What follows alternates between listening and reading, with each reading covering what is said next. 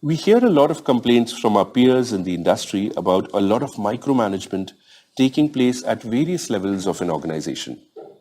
Do we lack the culture to handle the talent per se? What is seen often is you recruit a bright boy, you put him under a boss who is an ST boss. So he will start from day one treating this person as a fool. He will always address him as if the person is a fool. He will never treat him as an intelligent person. And there is something called as Pygmalion effect.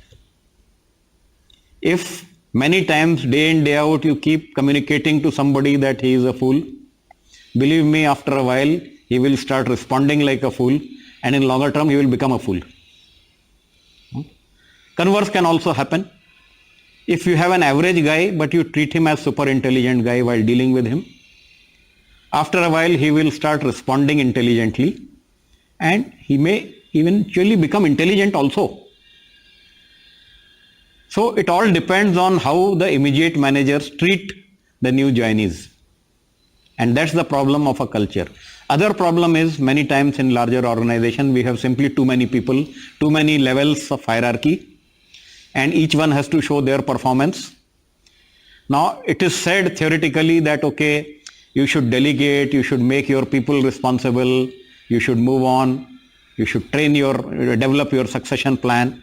But practically all these things are never done, quite the opposite is done.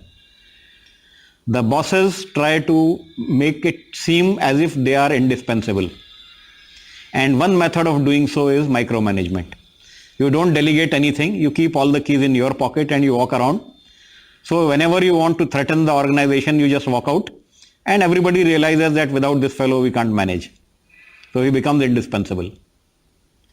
Right?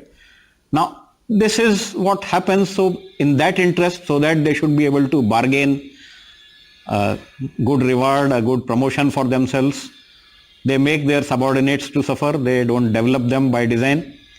They give an impression that my subordinates are stupid, yet I am managing the show. So it should give me more credit because I am managing in spite of these people. So that is the approach which they put up, and this is positively harming the development and mindset of new joinees. And in industries also, in organizations, usually promotions come in three ways. One is called as queue system, what happened in government organization, that based on seniority, one gets promoted.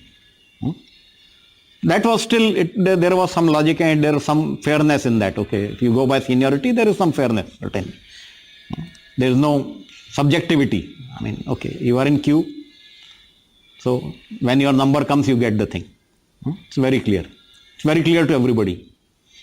The other approach is, okay, promotion by default. X has had a fight with the boss, so he is not to be promoted. Y is going for long leave, so he is not to be promoted. The remaining Z gets promoted, whether he deserves or otherwise. That's called promotion by default. And third is promotion by blackmail. Now blackmail can be positive blackmail or negative blackmail. Now negative blackmail is, okay, you know some weakness of your bosses. You keep quiet for that time. Don't correct them. Let them make mistake. When the nick time comes, that time you threaten that boss, bata dunga. So he says, chup bat, le le. Right? So that is a negative blackmail. But of course it depends on how vulnerable your boss is and whether he makes mistake or not. And is he afraid of you spilling the beans? The positive blackmail is, you make the organization so much dependent on you, including the boss, that he can't imagine running the shop without you. And when the nick period comes, you threaten to quit. You say that, boss, I have got such and such proposal from competitor. What do you say? Should I? So he will say, okay, let me do something for you. Let me think. Don't decide in haste. And then he will do something for you. That is positive blackmail.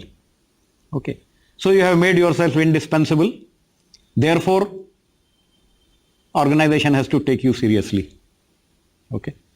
Now all these things go on, but then again, between boss and subordinate, if boss has to make himself indispensable, He can't let subordinate be empowered.